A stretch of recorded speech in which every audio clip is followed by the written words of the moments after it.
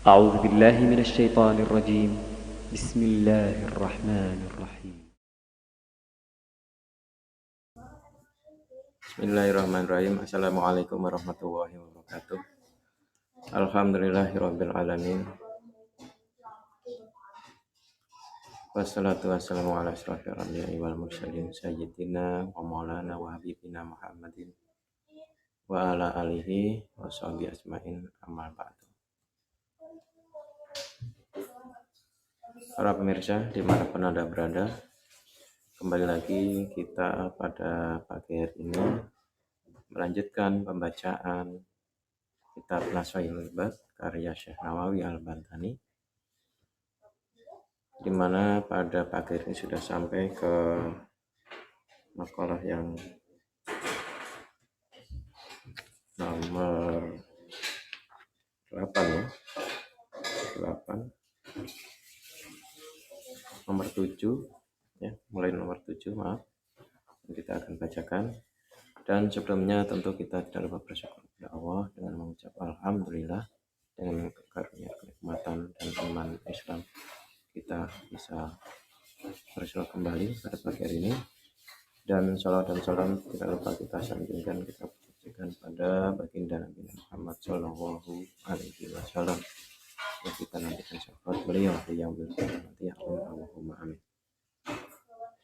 Baik, kita masuk pada makalah yang ketujuh ya, tentang dua sikap hamba.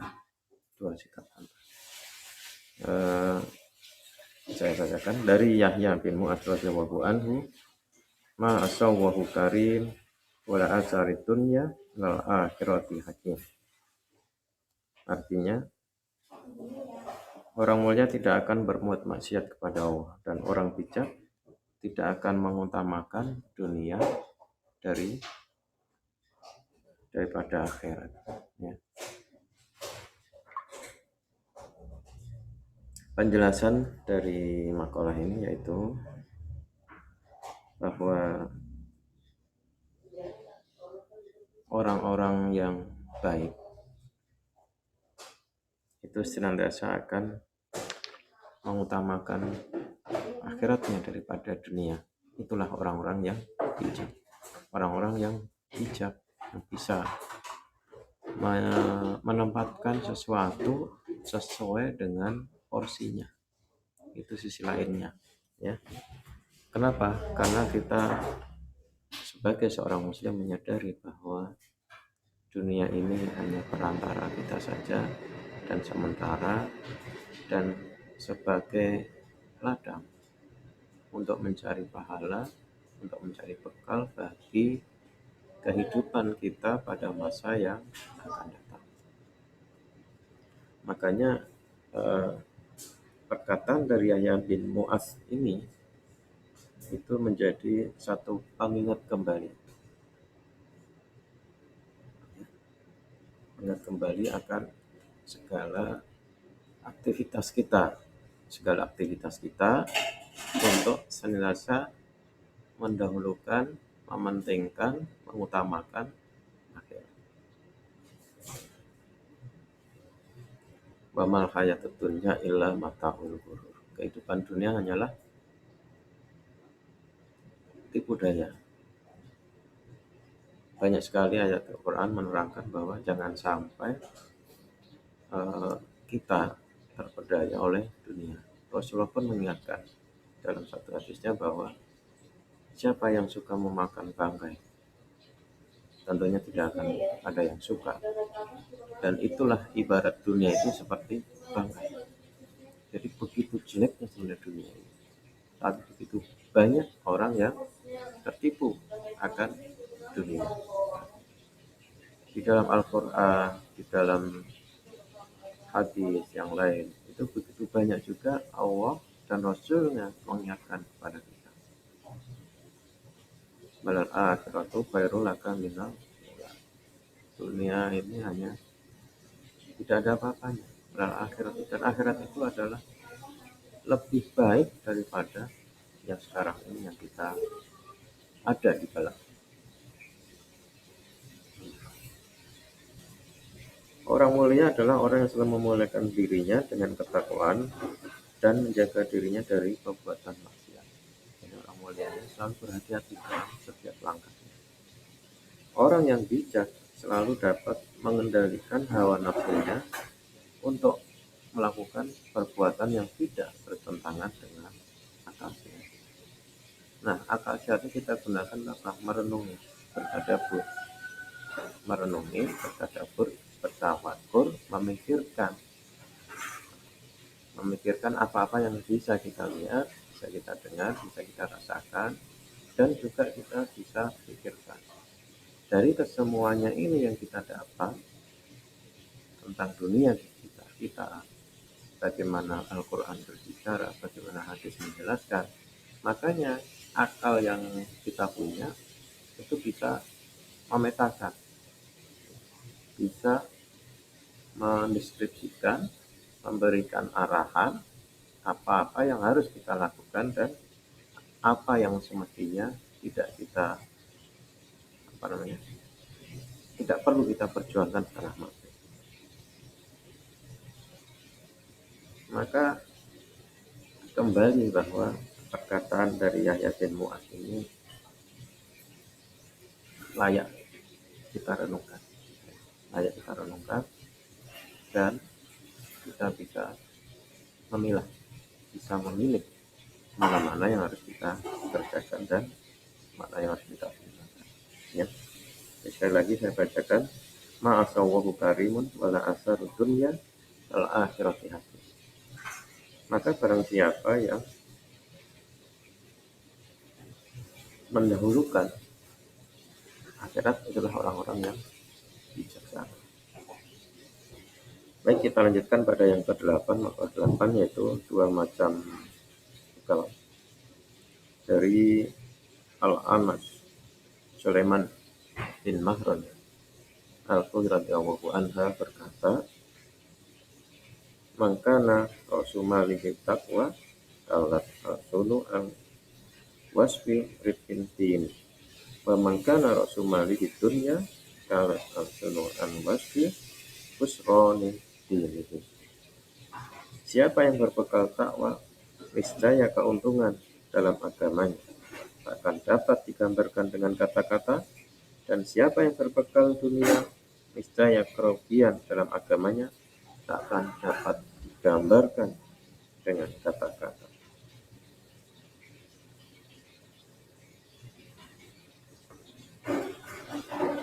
Dari Yahya bin Mu'adz tadi dijelaskan bahwa orang yang bijaksana itu bisa memilah dan memilih.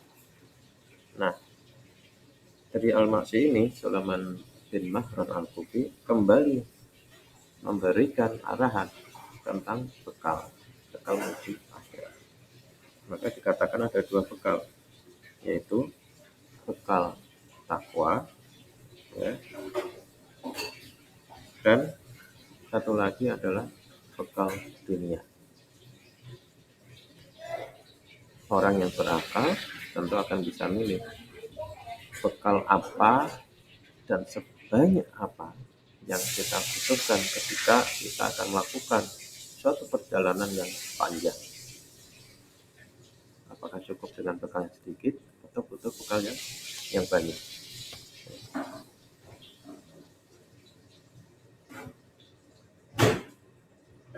Maka siapa yang bermodalkan takwa dengan melaksanakan perintah Allah, menjauhi larangannya, melaksanakan hukum-hukum Allah sesuai syariat, ya, maka pasti dijamin bahwa dia akan banyak mendapatkan kebaikan. Dia tidak akan banyak mendapatkan kesulitan. Wa may yattaqillah yaj'al lahu makhraja. Barang siapa bertakwa pasti akan berikan jalan keluar. Ya, itu artinya apa? Dia dapat kebaikan daripada ketakwaan. Dan sebaliknya, maka barang siapa yang hanya memikirkan dunia, lalai, lupa akan syariat, lupa akan kewajiban-kewajibannya sebagai hamba dalam beribadah, dalam bersedekah, dalam bermuamalah sesuai dengan syariat, dia lupa. Maka sudah dapat dipastikan juga bahwa dia nanti akan termasuk hamba-hamba Allah yang merugi, hamba-hamba Allah yang kecewa, rugi, menyesal. Kenapa? Ketika di dunia dia tidak memanfaatkan waktunya sebaik-baiknya untuk mencari kehidupan yang lebih baik. Boleh jadi di dunia dia kaya raya, ya, banyak bergelimang harta, tapi karena tidak bisa memanfaatkan hartanya untuk bekal akhirat, hanya dunia saja, atau nanti dia akan menyesal. Ternyata bahwa apa yang dimiliki, apa yang di dunia itu tidak mampu menolong dirinya. Apalagi di dunia sudah, maaf misalnya kekurangan, miskin, tidak punya harta lebih, makan susah, apa-apa susah. Ditambah dengan malas beribadah, mau ke masjid juga malas, sholat malas, puasa nggak pernah, akan lebih menyesal lagi nanti. Menyesal ketika dia di dunia kenapa tidak banyak beramal soleh, yang dengan amal solehnya itu akan memberikan kenikmatan yang lebih, yang banyak ketika dia nanti di akhirat. Pemirsa sekalian, renungan yang dalam, pengingat yang dalam pada pagi hari ini kembali menjadi satu lecutan keimanan pada kita untuk meningkatkan amal-amal soleh kita, amal-amal ibadah kita, bahwa bekal kita itu apakah cukup atau sudah lebih, ya, sehingga kita yakin dengan amal itu nanti diterima oleh Allah dan mampu menolong. Tentunya kita tidak pernah yakin dan tidak sepantasnya kita yakin. Hanya keyakinan kita bahwa Allah akan menurunkan rahmatnya kepada hamba-hamba yang dicintainya, itu harus kita yakin. Jadi tertolongnya kita itu bukan karena amal-amal kita, tapi rahmat dari Allah. Dan untuk Allah itu ridho, maka kita banyak beramal soleh. Nah itu keterkaitannya seperti itu. Ya.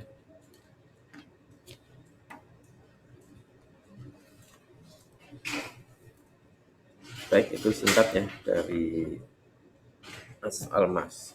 Ini lanjut, kita langsung saja lanjut ke yang makalah ke-9, yaitu 2 sebab kemaksiatan. Kenapa? Karena masih ada keterkaitannya dari makalah 7 tadi tentang bekal atau orang yang bijak dalam berpikir, kemudian yang kedua tadi tentang bekal dunia maupun bekal akhirat, yang juga terkait dengan hal yang ketiga ini atau yang poin makalah ke-9, yaitu 2 sebab kemaksiatan. Dari Sufyan As-Tsauri berkata, kullu maksiatin an syahwatin fa innahu yurja'u kaunuha. Kullu maksiatin an kibrin fa innahu la yurja'u kaunuha. Setiap kemaksiatan yang timbul dari dorongan nafsu, ya, kemaksiatan yang timbul dari dorongan nafsu, itu masih bisa diharapkan untuk ampunan. Ya. Ketika bermaksiat karena nafsu, itu masih bisa berharap bahwa Allah akan mengampuni. Dan setiap kemaksiatan yang timbul karena kesombongan, nah, karena sombong, hampir-hampir tidak dapat diharapkan ampunan. Itu kan maksiatnya. Ya walaupun kita berharap bahwa jangan sampai kita terjerumus dalam kemaksiatan, baik karena nafsu, apalagi karena kesombongan. Ya, naudzubillah. Kenapa? Begitu banyak godaan yang ada di sekitar kita, ya, di sekeliling kita. Itu kalau kita tidak pintar-pintar menyaring, kita tidak pintar-pintar menyeleksi, bahkan sadar tak sadar pun kita bisa terbawa oleh kondisi yang ada di sekitar kita, dan itu bisa jadi banyak kemaksiatan yang ada di situ. Awal-awalnya nggak sadar, kemudian dia terjebak nafsu. Makanya kita harus banyak beristighfar. Dan kita berharap, kita mohon ampun kepada Allah Subhanahu wa Ta'ala. Nah, satu lagi yang orang bermaksiat karena sombong. Misalnya, contoh orang yang mau beli minuman miras, dia ngobrol sama temannya, hey bro, itu ada miras baru nih, kayaknya oke nih kalau kita minum ini. Kata ini si sombong nih, berapa harganya? Udah, kalau cuma segitu gua bayarin deh buat lo semua. Ini sombong, ya kan? Dia merasa punya harta, punya ya dalam tanda petik kekuasaan, yang pengen diakui, pengen diaku sama teman-temannya, sehingga dengan sombongnya dia, ya udah saya borong deh buat kita bersama deh, ayo. Nah ini dengan kesombongannya dia berbuat maksiat, beli miras yang nyata-nyata telah diharamkan oleh Allah Subhanahu wa Ta'ala. Contoh-contoh yang mudah ya. Nah, untuk orang-orang seperti ini ya, Allah tentunya beda perlakukan dengan tadi ya, karena nafsu, karena kadang tidak sadar, karena kadang terseret ya, karena ikut-ikutan. Dan ini kalau ini beda lagi. Dan termasuk satu dosa yang besar adalah orang-orang yang sombong. Apa yang kita bisa sombongkan di hadapan Allah yang maha kuasa, yang maha besar, dan maha kebesarannya itu kita hanya menjadi satu titik, tidak sampai seujung kuku pun di hadapan Allah Subhanahu wa Ta'ala. Sufyan Ats-Tsauri di sini menjelaskan hal itu. Contohnya dosa kedurhakaan iblis, ya, itu yang lebih besar lagi konteksnya ya. Iblis sombong karena tidak mau sujud kepada Adam. Kenapa?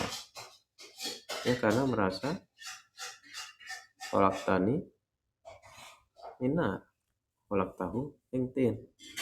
Dia menganggap pembentukannya itu lebih mulia karena dia dari api, lebih mulia dari Adam yang dari tanah. Nah itu sombong. Ya bermaksiatnya apa? Tidak mau bersujud. Tidak mau bersujud itu juga salah satu bentuk kesombongan. Tidak mau sholat itu juga salah satu bentuk kesombongan. Sombong kepada yang memberi kehidupan karena tidak mau tunduk pada apa yang disyariatkan ataupun diperintahkan.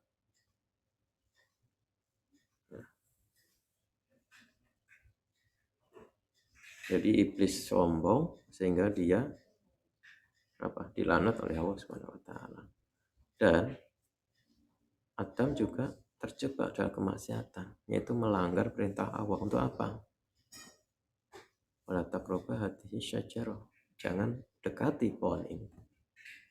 Tapi bisikan dari iblis, nafsu, ya, akhirnya Adam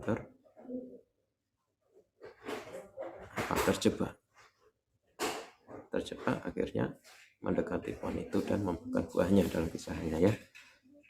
Nah, ini adalah suatu bentuk kemaksiatan tidak pada perintah Allah karena nafsu, karena ada bisikan-bisikan. Nah, gitu ya. Dengan apa yang dilakukan Adam, akhirnya Allah perintahkan Adam untuk keluar dari surga, turun ke dunia. Dan selanjutnya kita menjadi khalifah di dunia ini.